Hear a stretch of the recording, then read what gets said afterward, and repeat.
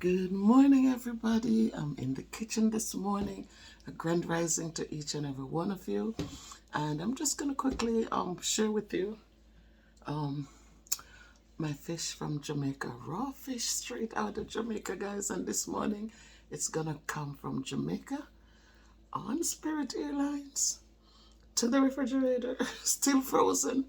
And it's going to be fried today. So watch me.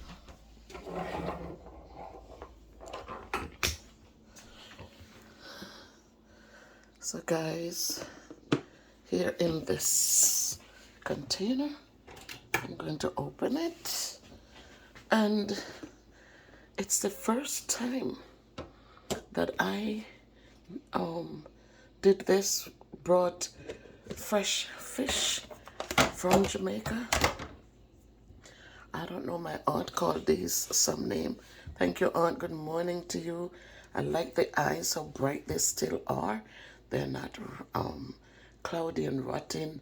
Means that she put them on the freezer at her home from the time she got them. So when she reached out to me to ask me, what are you bringing back? Fried fish? She said, I have fish. I bought 15 pounds of fish, so what is it going to be? And I said, well, you could fry them, Auntie, because we're going to buy fish in Montego Bay. And she says, no. Save your money. I'm going to get to the guy to get... And she said, how much are you going to buy? I said, 10 pounds. She says, all right. I'm going to check the guy, and what I'm going to do, because these that I have already frozen, it's easier to keep them frozen and bring them back with us because they were well frozen. And the fresh ones the guy would bring, she would fry them up for us. All right, so by the time we got there, the guy didn't get any new fish. So what she did, she took half of what she had and she fried them and brought them for us. So those are all eaten up, guys. My daughters enjoyed it. My son doesn't eat fish because of the bones. But we came back, we shared that, and we all enjoyed that. And then this morning I said, let me take out these raw ones, some of what we brought, and I'm going to fry them. Somehow the fish from Jamaica, I guess they taste a little bit different. So she froze them seasoned. We came through, and when I got up to the customs guy says, what did you bring back? I said, I brought back some fish. And they already scanned your suitcases and know what's in them. So I told him I brought back some fish and rum, and he just scanned the passport and sent me through. So nobody had to dig up, and everything was just right and good. So these this morning I'm going to be frying them. The oil is here, getting hot, and so I'm going to be frying them up in that big pot, and we'll have this for dinner for Danny and myself. So guys, when you go to Jamaica, know that if you can get fish, just make sure they're well frozen, and then you wrap them in nice paper. And then when we got to Montego Bay, my aunt, she also pushed them in another paper bag. And so when we came, our 3-point-something hours flight, and then we waited for an Uber. We didn't call anyone to pick us up.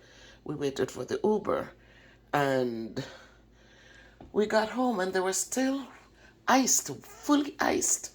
So at no point, so you look at the eyes, you see that they're not cloudy. The cloudy eyes mean that they're going bad. But you see that the eye is still nice and black. And so you go home, you want to bring your fish back. Because one of the things I said, we'll just fry them up. And my aunt was saying, but when you go back, you might want to steam a fish. You might not want all your fish to be fried. And that made sense. That made so much sense. When you come back, you can do whatever you want to do. So this pack, they were wrapped in different packages. So I thawed these out, and they're already seasoned. And so I'm not going to add any more seasoning to it, except for pepper. I'll add a little pepper, and that's it. So just sharing with you guys today, I'm going to be in the kitchen a little bit, because I still have grades to finish put in. We had the long break, and I did a couple evenings putting in some grades. But 60 kids, so you're putting in grades for each of them, and I have like 12 quizzes that need to be in. And it's not that I didn't have the time. I just felt like I was on break and I needed to take the break.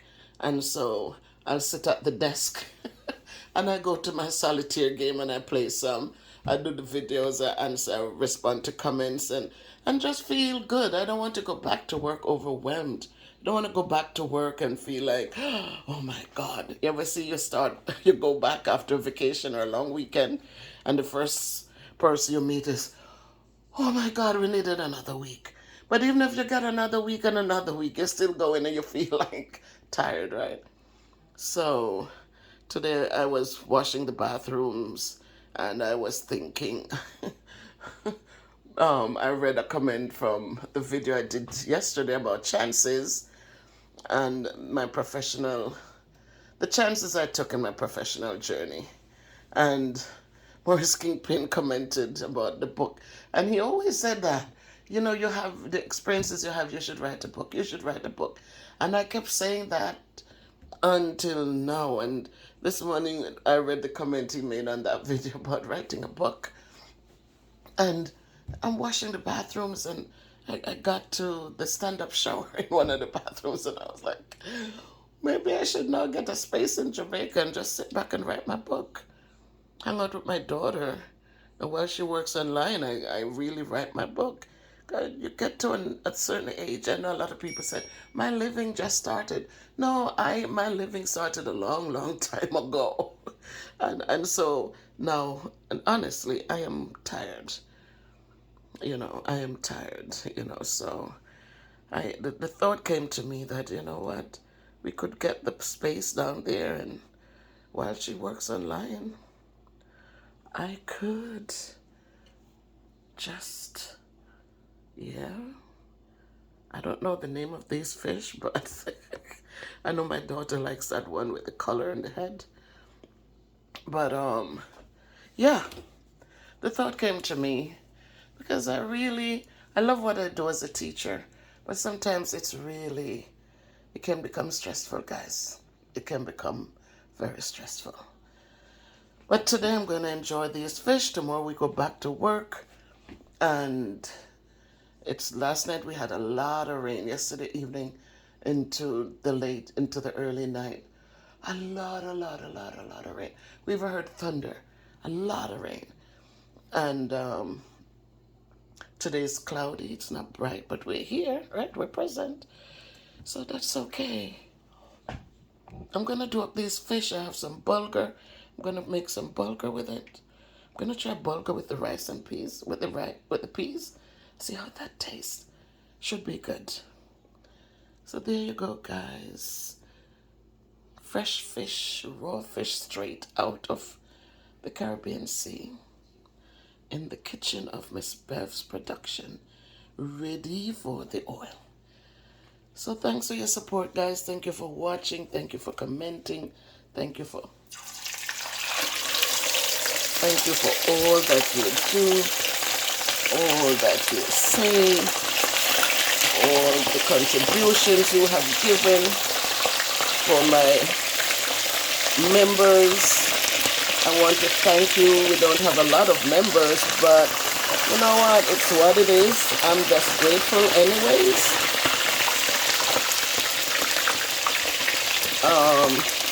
And we'll just continue to give thanks. In time, as the channel grows, then we hope that more people will become members. And just becoming a member, it just means that I'm able to support my kids. Oh my God, my cutting board. Beverly's kitchen. It just means that with the funds, I can do more for my children. I can do more for the soup kitchen. It helps. Every little bit helps. So I must say thank you to all of you for any contribution you have made to the Miss Bev's production channel. I would just say thank you from the depths of my heart and hope that today you'll have a peaceful day. Those of you who are struggling a little bit with whether operations or just old age or just not feeling well, we have been struggling a long time. I say, may God have mercy and remember, kneel at the cross. Christ will meet you there. Come while he waits for you. Leave with him your cares and begin life anew. It's not easy. Again, for those of you who the struggles are different, I remind you, take chances. Don't sit down and as you get older, nothing changes. Take your chances. Convince the people around you to look, man, let's take the chance. You know, what do we have to lose? It's as it is right now. If we take a chance, it might become better. And if it doesn't, then we don't give up. We keep trying until we find that thing that will make life a little bit different for us. So get up, guys. Trust God. I mean, a lot of us are saying we're Christians and we're religious and all of that. And we're spiritual. We believe that there's a God. But we don't trust him. We don't take chances. We get up every day and it's the same old, and we just sit there. He wants you to get up and move. He wants you, like he said to the cripple at the water. He sits there every day, water troubled. Oh, what's wrong with you? Oh, nobody puts him in the water when he gets troubled. But God is saying to him, he didn't say, come, let me lift you up and put you in there. He didn't do that for him. He says, man, rise up, take up your bed and walk. And so God wants us to take up our beds and walk. He doesn't want us to sit down and complain and sit down and worry. He wants us to trust him that if we take the chance, if we take the first step, that he will be there to carry us through. The man who spends his last dollar and buy a lottery ticket and wins is a man who took a chance. He didn't know he was going to win. The lottery is not sitting there saying if you buy these 6 numbers, you'll win. It's a chance. You put some numbers together, you buy a ticket. Voila. Life changes for you and your family. So let's remember that it's okay to take chances. Life is a gamble. You know, we never know. So get up and make it work, guys. Get up and make it work. Trust the God that you serve. Because he's the same God yesterday, today, and forever. The same God who, when Daniel was thrown in the lion's den, Daniel didn't know. He took a chance. And he held on to his faith. And so he was ready that if they throw him in and the lions eat him, then so be it. He did it for a good cause. But surprisingly, when they threw him in, God was right there to lock the jaws of those lions. And they never touched him. Take your chances. Don't say, Lord, Lord, I believe in you, I trust you, I love you. And then you don't test him. You don't give him a chance to show you that he is there for you and he's providing for you. So guys, get up. The sky's the limit. God created this whole world. He says the world is his. So why are we sitting in one spot? Why aren't we getting out there taking chances? Why aren't we doing the things that can make our lives different? You know, the rich man who makes it, if they weren't born in riches, what do you think they did? They borrowed money and they take a chance on a business. Business works out, they become multimillionaires. And then we might sit back and feel bad and, oh my God, they this and that. But the reality of it is they took the chance. A lot of us wouldn't even take the chance to say, you know, let me buy a case of ice cream and sell it. See if I could make a turnover. Nope, we're looking for things that are unrealistic. Start out somewhere, step out, and ask God to guide and see him open up so many doors for you. But don't sit and think he's going to open them, because a lot of us, he opened many for us, but we don't even know because we never took the chance. So we don't even know what would have been on the other side for us. All right, so I leave you this morning with the thought that we have a God who cares, a God who provides, a God who wants us to get out there and try, a God who will never leave us nor forsake us, but is always going to be there to guide, protect, and to make sure that everything is all right. So people, that's the start of dinner. I'll be doing the bulgur later and with the peas, and that's where we are. Have a great day, guys. Hope you have food for your table and shoes on your feet. I hope there's a roof up above you. And I hope that as you continue through, that if you can't be good, you'll be careful, but you'll walk good. You'll do good. And go out there and take your chances. You never know.